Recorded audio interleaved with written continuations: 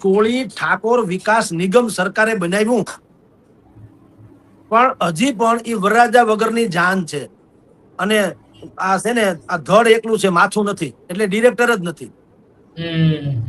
અને 150-200 કરોડ રૂપિયા એમાં ફાળવા, જ્યારે કે જરૂરિયાત તો બહુ છે. કારણ કે એમાં નિગમનો ગુજરાતી શું છે, નાના અને સાહસિક ઉદ્યોગ જેને કરવો હોય એને ઓછા વ્યાજની લોન મળે, સબસિડી મળે અને છાત્રોને શિષ્યવૃત્તિ મળે.